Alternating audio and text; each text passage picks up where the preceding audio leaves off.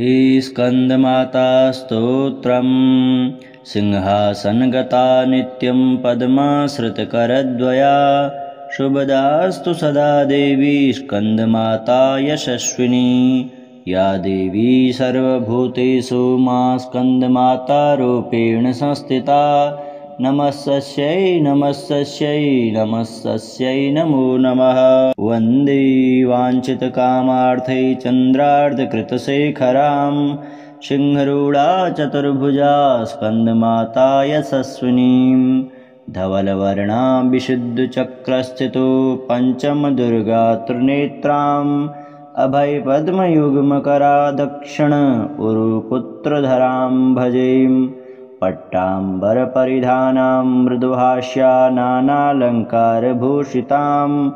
मञ्जीरहारकेयूरकिङ्किणी रत्नकुण्डलधारिणीं प्रफुल्लवदना पल्लवाधरां कान्तकपोलां पीनपयोधरां कमनीयां लावण्यां चारुत्रिवलिनितम्बनीं नमामि स्कन्दमाता स्कन्दधारिणीं समग्रतत्त्वसागरं पारपारगहरां शिवाप्रभां समुज्ज्वलां स्फुच्छसागशेखरां ललाटरत्नभास्करां जगत्प्रदीप्तिभास्करां महेन्द्रकश्यपार्चितां सनत्कुमारसंस्तुतां सुरासुरेन्द्रवन्दिता यथार्थनिर्मलाद्भुताम् अतर्क्यरुचिरुबिचां विकारदोषवर्जितां मुमुक्षुभिर्विचिन्तितां विशेषतत्त्वमुचितां नानालङ्कारभूषितां मृगेन्द्रवाहनाग्रजां शुद्धतत्त्वतोषणां त्रिविधमारभूषणां सुधार्मिकोपकारिणीं सुरेन्द्रवैरिघातिनीं शुभां पुष्पमालिनीं सुवर्णकल्पशाखिनीं तमोन्धकारयामिनीं शिवस्वभावकामिनीं सहस्रसूर्यराजिकां धनञ्जयोग्रकारिकां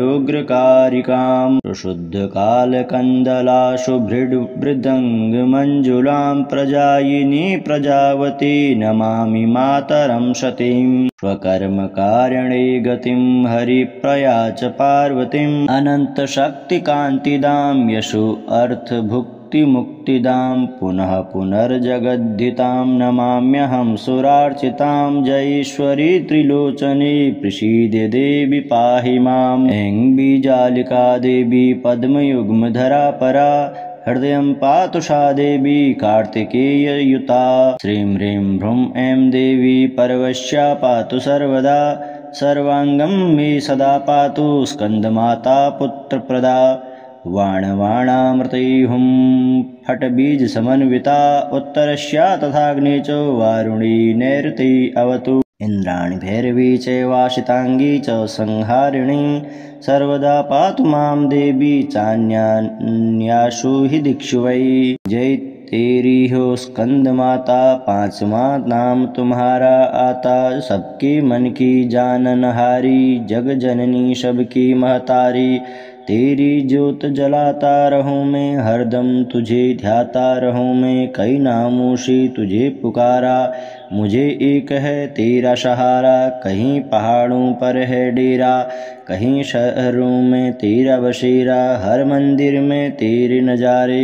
गुण गाए तेरे भक्त प्यारे भक्ति अपनी मुझे दिला दो शक्ति मेरी बिगड़ी बना दो इंद्र आदि देवता मिल सारे करे पुकार तुम्हारे द्वारे दुष्ट दैत्य जब चढ़कर आए तो ही खंड हाथ उठाए दासों को सदा बचाने आई भक्त की आश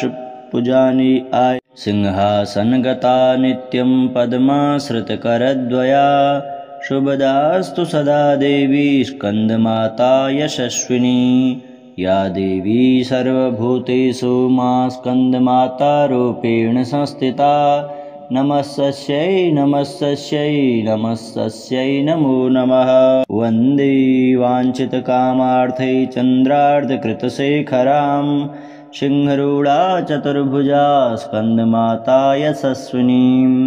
धवलवर्णा विशुद्धचक्रस्थितो पञ्चमदुर्गा त्रिनेत्राम् अभयपद्मयुग्मकरा दक्षिण उरुपुत्रधरां भजेम् पट्टाम्बरपरिधानां मृदुभाष्या नानालङ्कारभूषितां मञ्जीरहारकेयूरकिङ्किणीरत्नकुण्डलधारिणीं प्रफुल्लवदना पल्लवाधरां कान्तकपोलां पीनपयोधरां कमनीयां लावण्यां चारुत्रिवलिनितम्बनीं नमामि स्कन्दमाता स्कन्दधारिणीं समग्रतत्त्वसागरं पार गहरां शिवाप्रभां समुज्ज्वलां स्फुच्छसागशेखरां ललाटरत्नभास्करां जगत्प्रदीप्तिभास्करां महेन्द्रकश्यपार्चितां सनत्कुमारसंस्तुतां सुरासुरेन्द्रवन्दिता यथार्थनिर्मलाद्भुताम् अतर्क्यरुचिरुबिचां विकारदोषवर्जितां मुमुक्षुभिर्विचिन्तितां विशेषतत्त्वमुचितां नानालङ्कारभूषितां मृगेन्द्रवाहनाग्रजां शुद्धतत्त्वतोषणां त्रिविधमारभूषणां सुधार्मिकोपकारिणीं सुरेन्द्रवैरिघातिनीं शुभां पुष्पमालिनीं सुवर्णकल्पशाखिनीं तमोन्धकारयामिनीं शिवस्वभावकामिनीं सहस्रसूर्यराजिकां धनञ्जयोग्रकारिकां सुशुद्धकालकन्दला शुभृड्मृदङ्गमञ्जुलां प्रजायिनी प्रजावती नमामि मातरं सतीं स्वकर्मकारणे गतिं हरिप्रया च पार्वतीम् अनन्तशक्तिकान्तिदां यशो अर्थभुक्तिमुक्तिदां पुनः पुनर्जगद्धितां नमाम्यहं सुरार्चितां जयेश्वरी त्रिलोचने प्रसीदे देवी पाहि माम् ऐं बीजालिका देवी पद्मयुग्मधरा परा हृदयं पातु सा देवी कार्तिकेययुता श्रीं ह्रीं भ्रूं ऐं देवी परवश्या पातु सर्वदा सर्वाङ्गं मे सदा पातु स्कन्दमाता पुत्रप्रदा वाणवाणामृतैहुं फट्बीजसमन्विता उत्तरस्या तथाग्ने च वारुणी नैऋती अवतु इन्द्राणि भैरवी चैवाशिताङ्गी च संहारिणी सर्वदा पातु मां देवी चान्यान्यासु हि दिक्षु वै जय तेरी हो स्कंद माता पांचवा नाम तुम्हारा आता सबके मन की जाननहारी जग जननी सबकी महतारी तेरी ज्योत जलाता रहूं मैं हरदम तुझे ध्याता रहूं मैं कई नामों से तुझे पुकारा मुझे एक है तेरा सहारा कहीं पहाड़ों पर है डेरा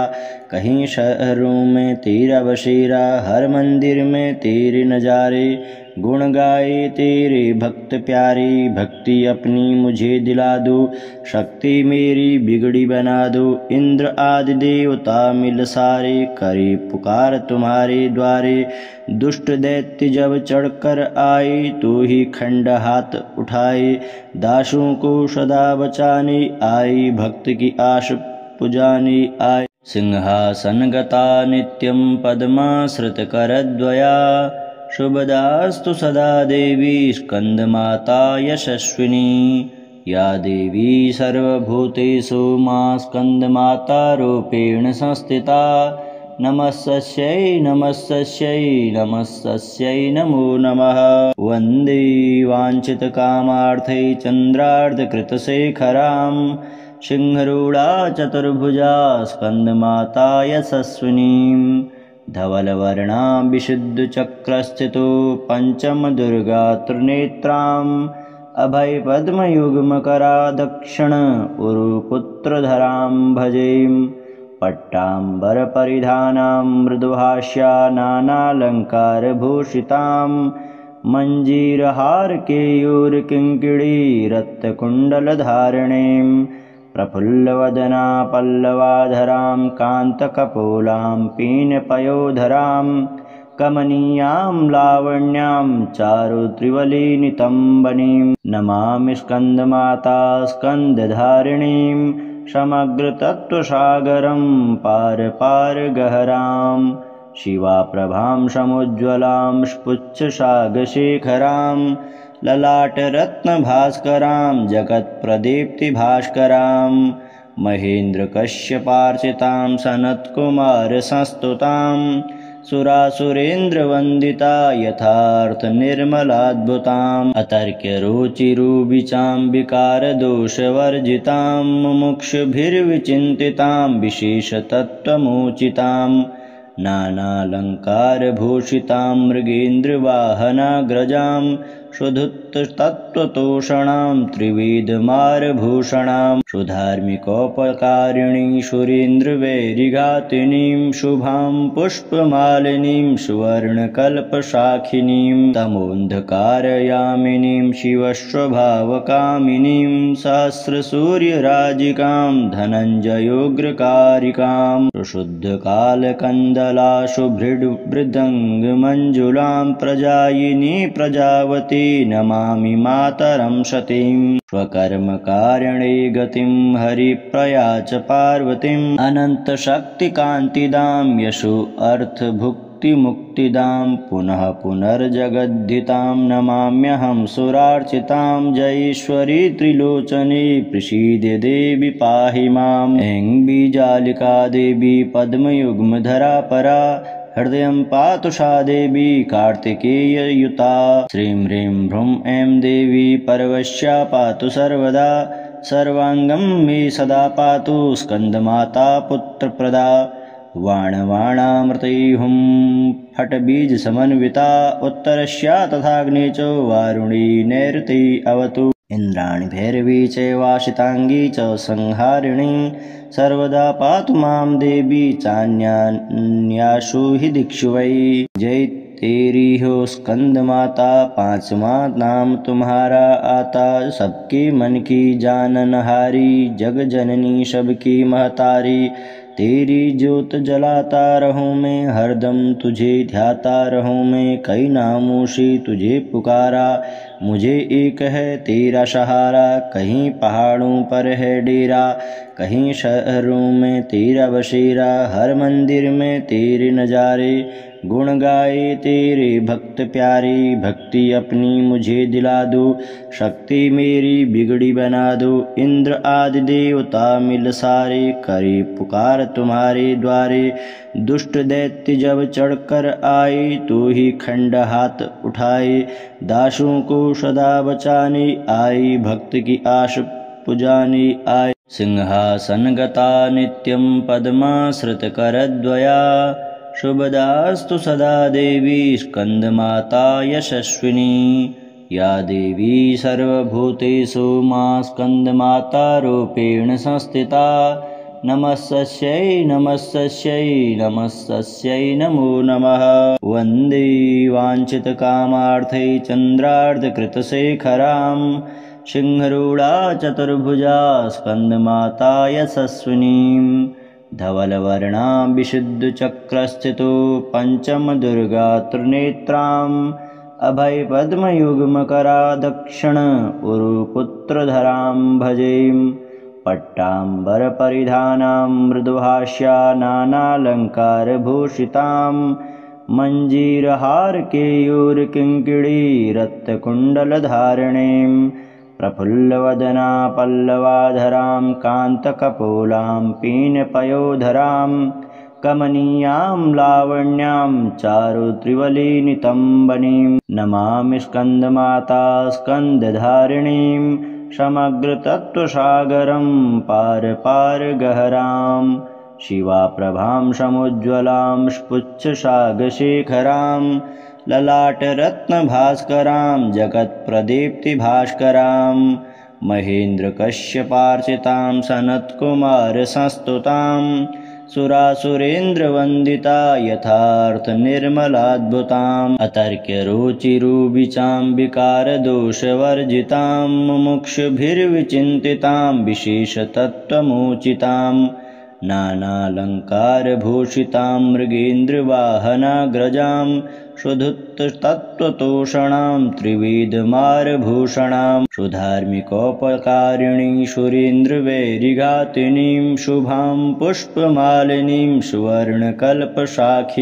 तमोन्धकारयामिनीं शिवस्वभावकामिनीं सहस्रसूर्यराजिकां धनञ्जयोग्रकारिकां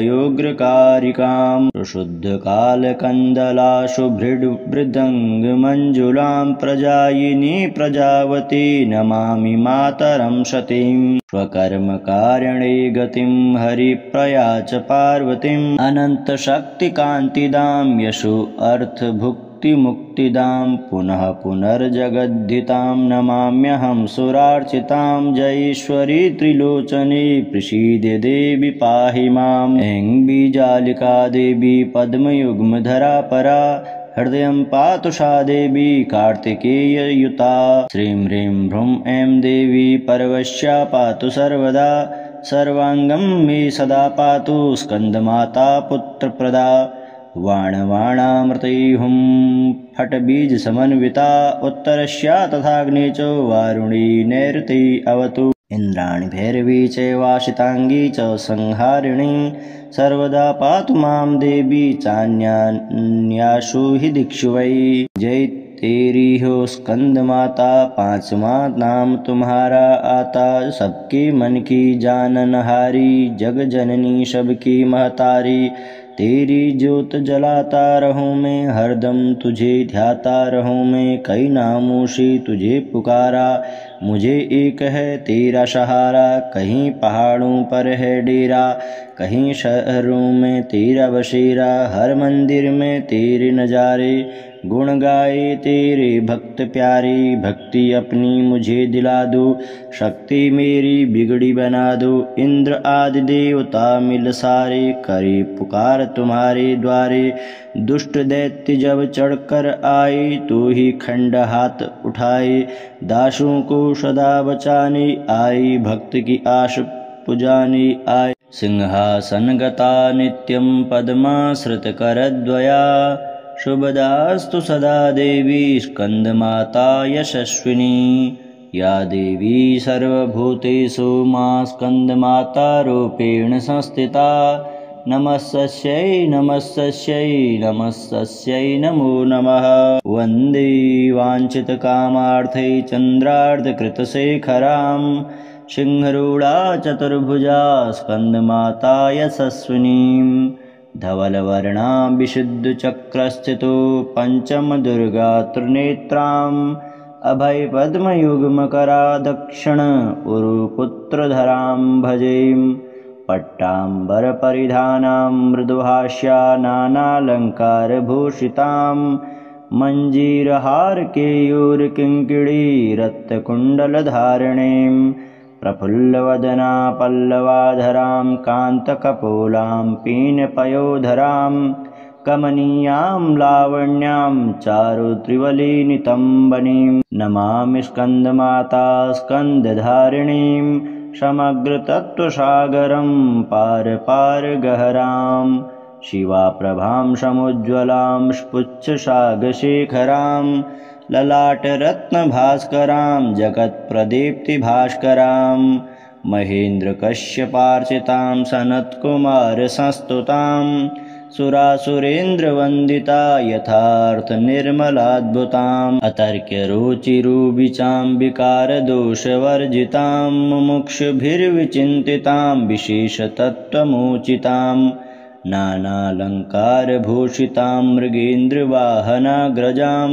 शुद्धतत्त्वतोषणां त्रिविधमारभूषणां सुधार्मिकोपकारिणीं सुरेन्द्रवैरिघातिनीं शुभां पुष्पमालिनीं सुवर्णकल्पशाखिनीं तमोन्धकारयामिनीं शिवस्वभावकामिनीं सहस्रसूर्यराजिकां धनञ्जयोग्रकारिकां शुद्धकालकन्दलाशुभृद्मृदङ्गमञ्जुलां प्रजायिनी प्रजावती नमामि मातरं सतीं स्वकर्मकारणे गतिं हरिप्रया च पार्वतीम् अनन्तशक्तिकान्तिदां यशो अर्थभुक्तिमुक्तिदां भुक्तिमुक्तिदां पुनः पुनर्जगद्धितां नमाम्यहं सुरार्चितां जयेश्वरी त्रिलोचने प्रसीदे देवी पाहि माम्। ऐं बीजालिका देवी पद्मयुग्मधरा परा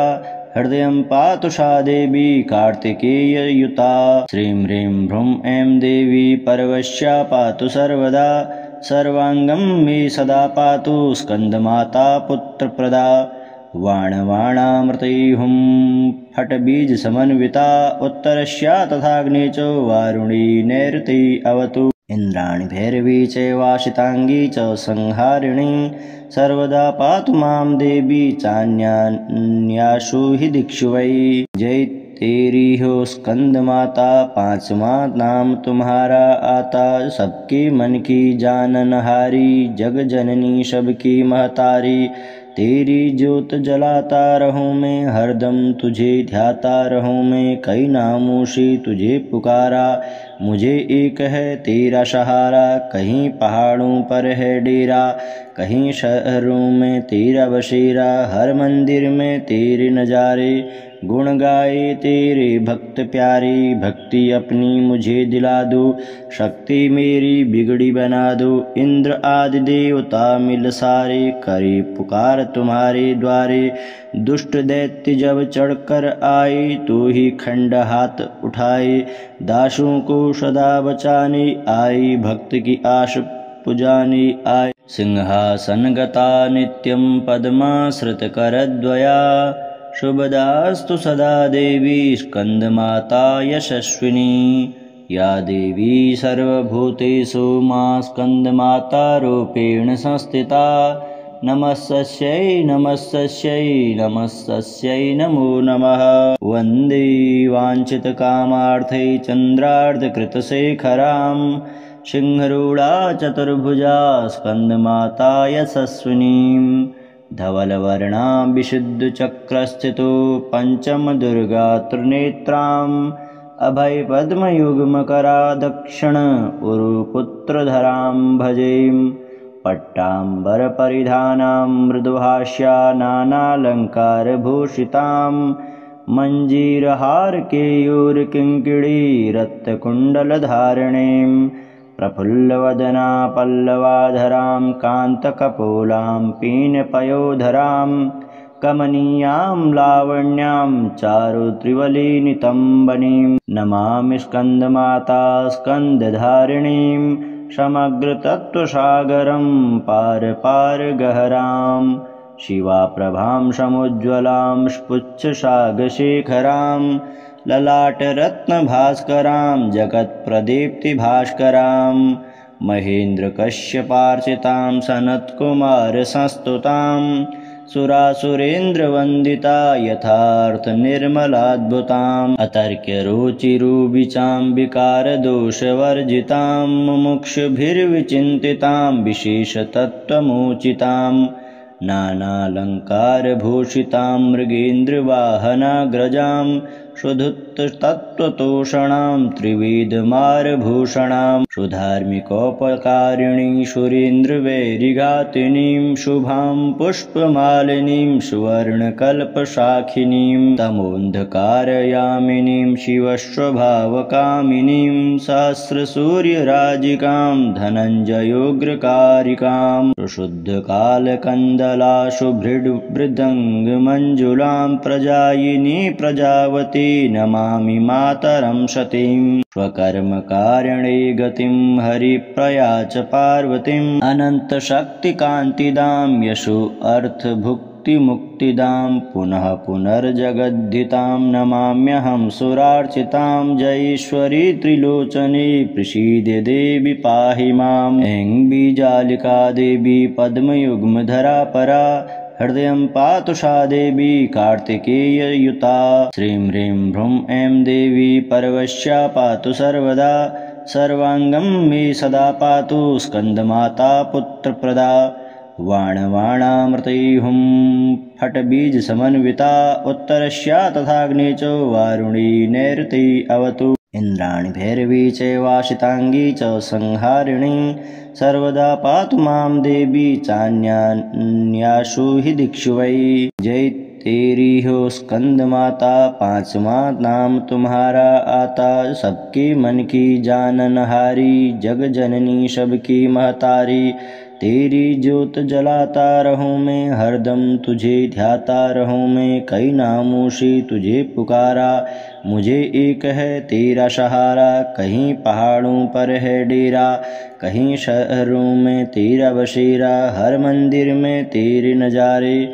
गुण गाए तेरे भक्त प्यारे। भक्ति अपनी मुझे दिला दो, शक्ति मेरी बिगड़ी बना दो। इंद्र आदि देवता मिल सारे, करे पुकार तुम्हारे द्वारे। दुष्ट दैत्य जब चढ़कर आए, तो ही खंड हाथ उठाए। दासों को सदा बचाने आए, भक्त की आश पुजाने आए।